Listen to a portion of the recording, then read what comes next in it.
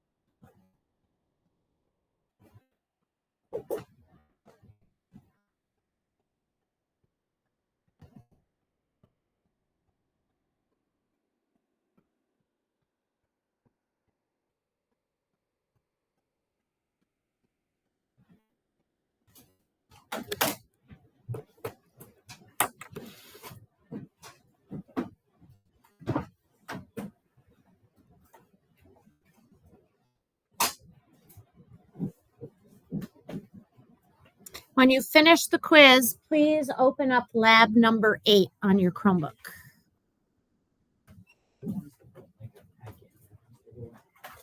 Yeah, you won't need anything else today, at least for until we get through the lab. And your calculator. You need a calculator. But once you finish the quiz, just go ahead and open up lab number 8 on your Chromebook, please.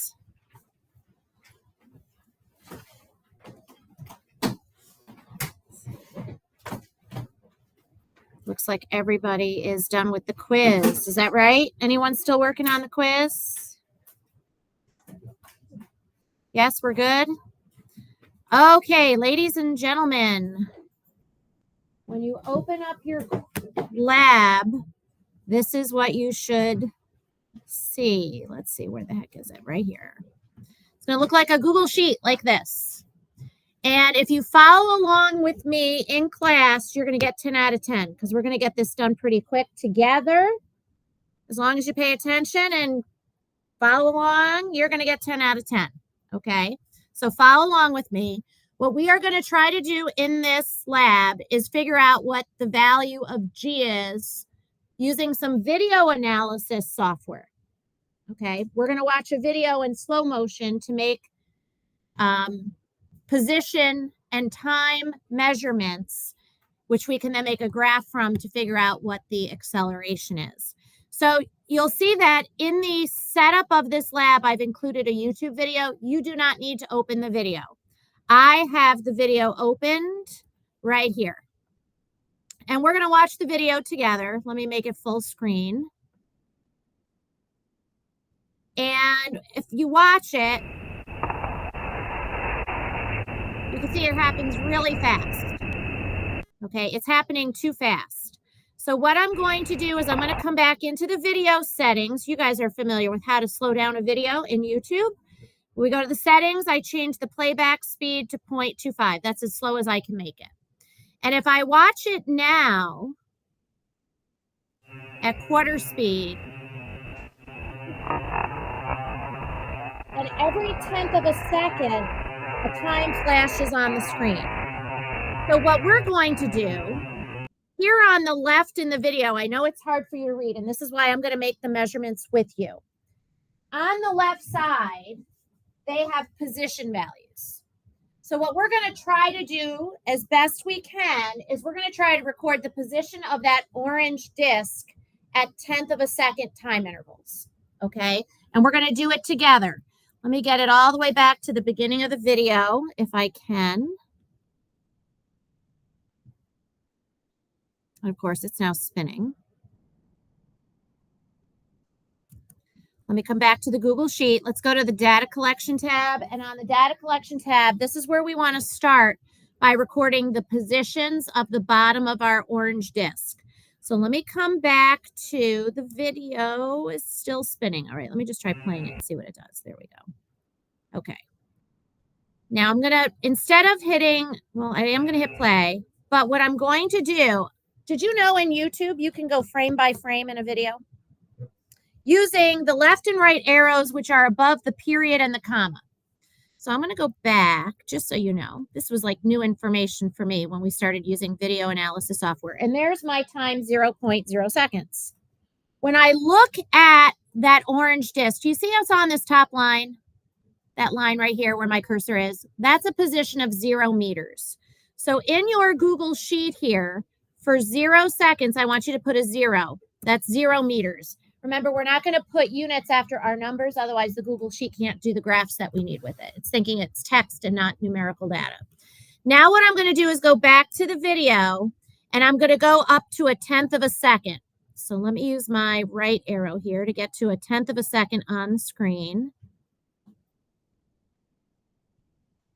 There it is, 1/10 of a second. And when I look at that, this is 0 meters, and this line here is a 1/10 of a meter, 0.1. I'm almost about halfway there. Would you agree with that? So that means I'm at 0.05 meters for the first position at 0.1 seconds. So type in 0.05. Now what I'm going to do is go to 2/10 of a second in the video. I've got a lot of clicking to do because I'm sharing from one window to the other into our Google Meet today, into the recording. 0.2 of a second. Where is it? There. Oops, just passed it. There it is. Okay, this is almost at this line right here, which is 0.2 meters. That looks pretty good to me for 0.2 meters. So let's go ahead and type that in. For the position at 0.2 seconds, we're going to put 0.2 meters. Now I'm going to go to 0.3 seconds.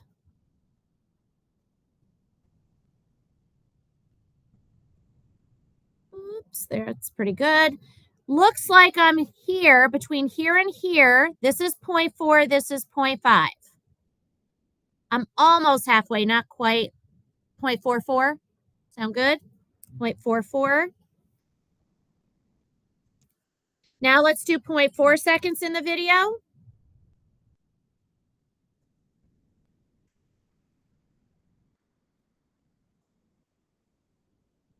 Oops, there it is. Okay, here's 0.7. This line here is 0.8. We're almost there. It looks to me like we're at 0.78. 0.78 meters. Let's now do 0.5 seconds.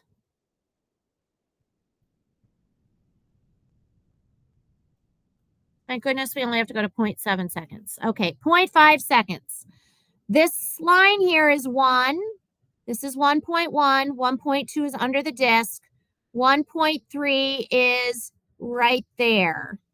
So it looks like I'm almost at 1.3, but not quite. Let's say 1.28. Now I'm going to go to 0.6 seconds in the video.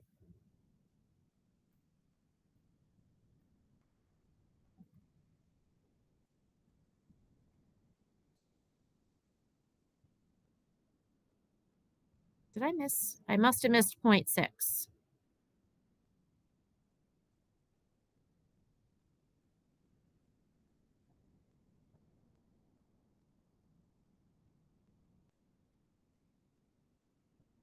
Did we? You didn't see 0.6 either, did you? Okay, let me go slower. Maybe I'm clicking too fast. I know there's a 0.6. I've done this with 2 other classes today, and we had 0.6.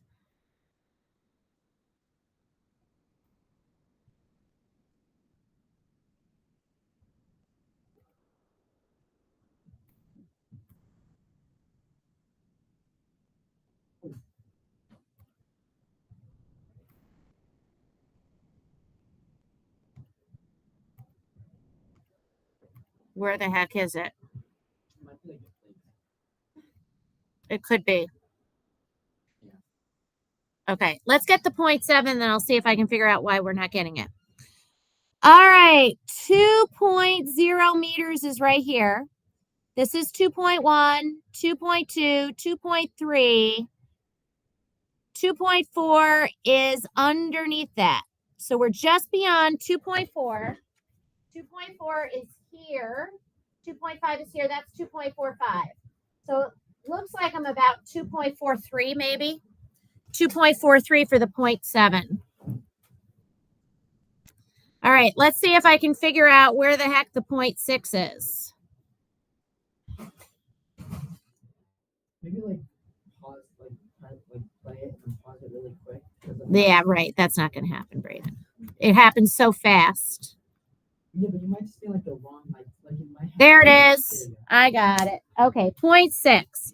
So I know, good effort. 1.0, 1.1, 1.2, 1.3, 1.4, 5, 6, 7, 1.8 is here. This is 1.85 where the tip of my cursor is. That's 1.85, that's 1.8. What do you think? 1.83 maybe? Okay, let's go with that. 1.83. And that's our last one. Okay. So let me close out that video because that's taking up bandwidth here.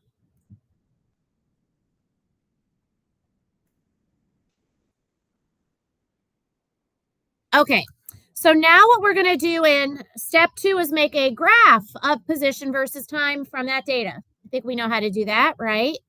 So let's go ahead, work that through. Click time, position and those numbers. Go to the Insert Chart menu. We want the scatter chart. The range is good. Go to Customize. We're going to add things with our titles and so forth. So for the chart title, this is a graph of position versus time. Position versus time. The horizontal axis title is not all of this text. It should be time in seconds. The vertical axis title is position in meters. Okay, now let's go to series. We're going to add our trend line. Linear is not a good fit. Do you remember what we select if it's not linear? Yep, power series. Go to power series. Select it. That's fitting the data. Perfect. Perfect. Now for the label, say use equation. Use the equation. Now we got a graph that's 5.01 x to the squared power. We're now going to close that chart editor, grab your graph, and move it down into the yellow space for question 2 on your Google Sheet, into this space here for position versus time. I'm going to shrink it because it's going into question 3, which is no good. I need to see question 3 in order to be able to do it. Okay, is everybody with me? Yes? Okie doke. Now, question 3.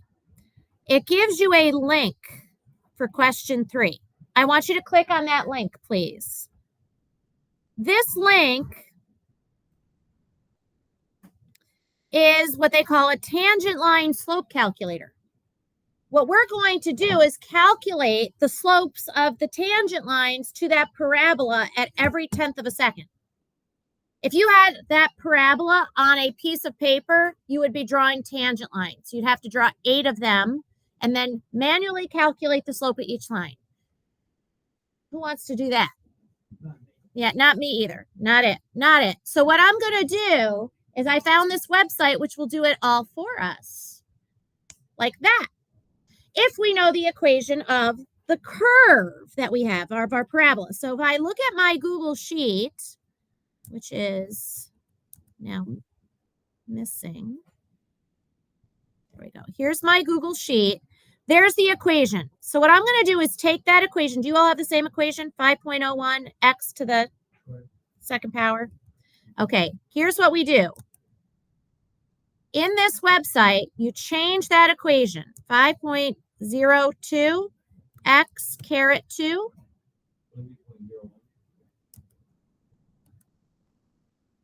5.01 x caret 2. Thank you. 5.01 x caret 2.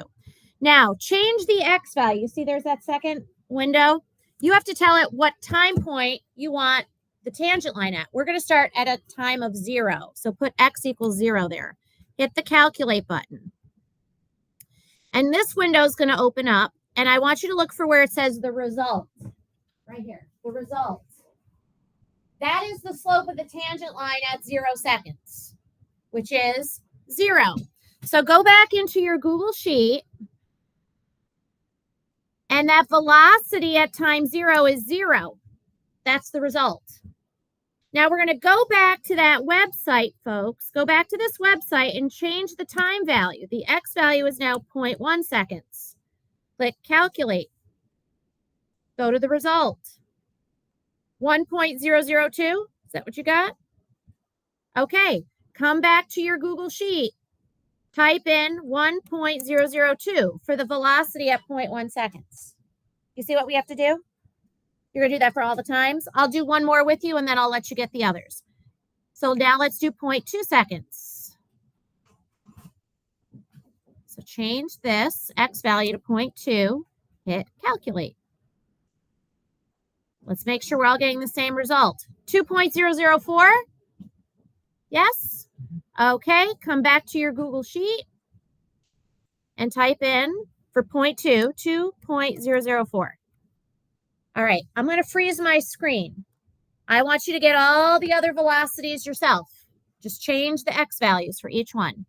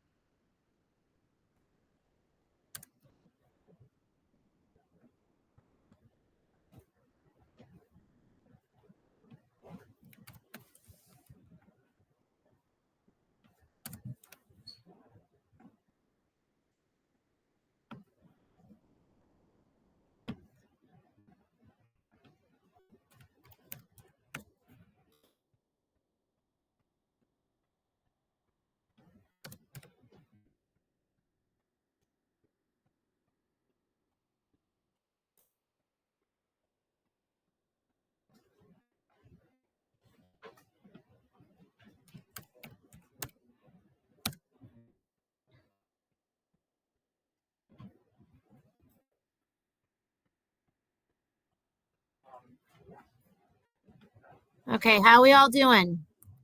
Anyone need more time? All right, double check.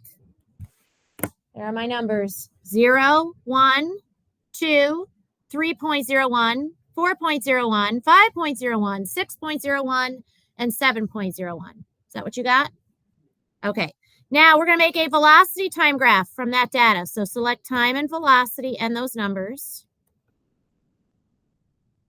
Go to your insert chart menu. Scatter is the correct type. Go to customize. Let's add our chart and axis title, starting with our chart title. This should be velocity versus time. Now you can add your vertical axis title, which should be velocity in m/s. And the horizontal axis title is not all of this stuff. It should be time in seconds.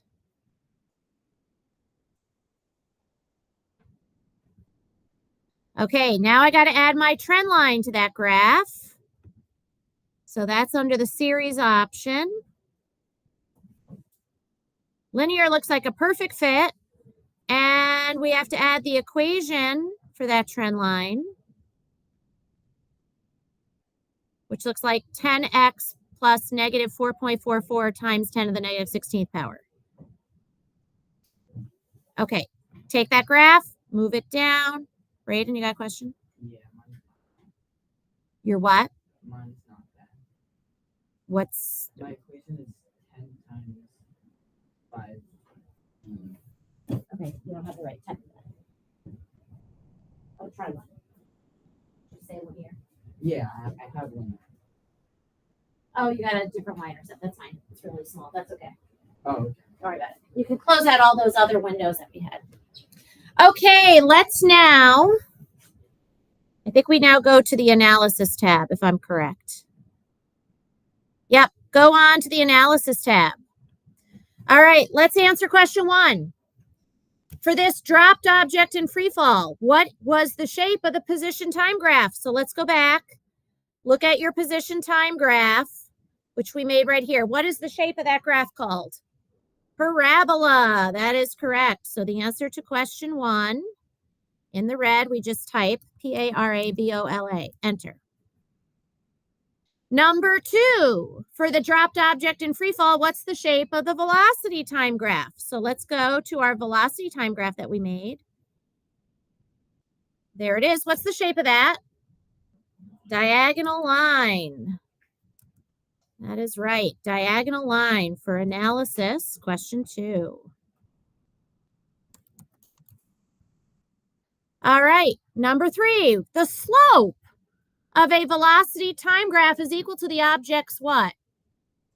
Acceleration is correct. So let's type that.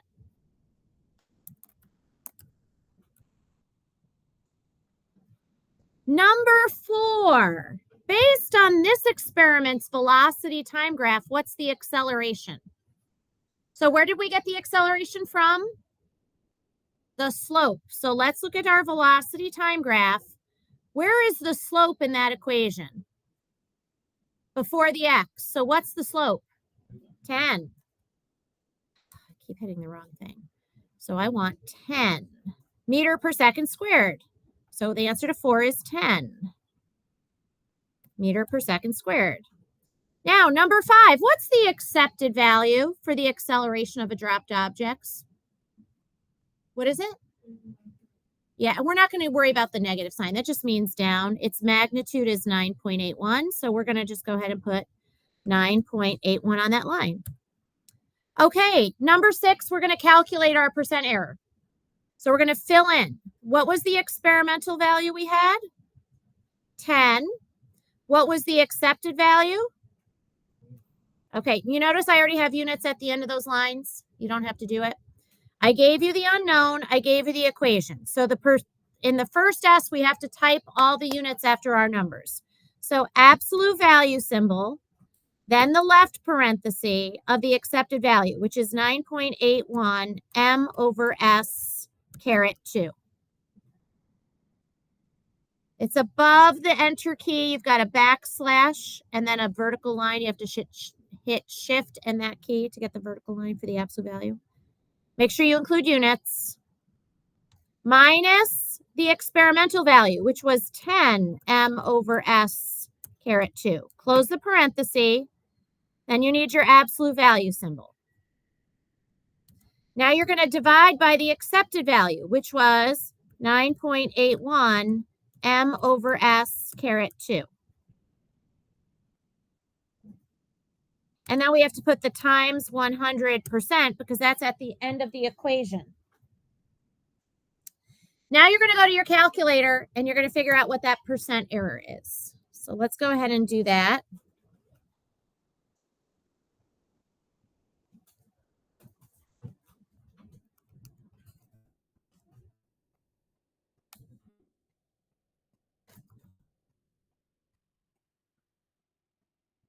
Let's do 2 sig figs, folks.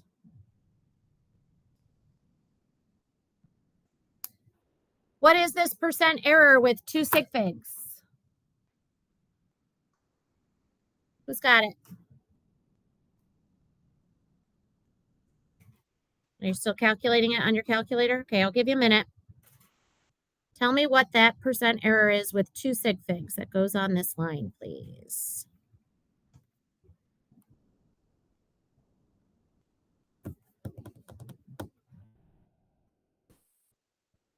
Anyone? Yep, that's what I got you, 1.9%. That's really good. All right, make sure you hit enter after you type that. Hit enter after that's all done. Now you can go back into your Google Classroom and submit the lab. And once you've turned in your lab, these are the items you'll be working on the rest of today. So what you need to work on the rest of today, if you owe me anything, a quiz, a lab, whatever, that is priority 1, makeup work. Then you're going to work on the Unit 4 review assignment, which is due tomorrow. What is the Unit 4 review assignment? It's the rest of your Unit 4 packet, pages 9 through 16. It's not as bad as you think. Just a lot of pages. Some of it is just general vocab. Some of it's just general concepts. Some of it is showing the work. Some of it is multiple choice. So you're getting a flavor for all the things you'll have to do on your test Wednesday. If that's done, then you can work on your quarter exam review packet, which is due Thursday. Okay? Questions? All right, so I'm going to give you the rest of your today to do work. Those items up there. And I will leave you alone. If you have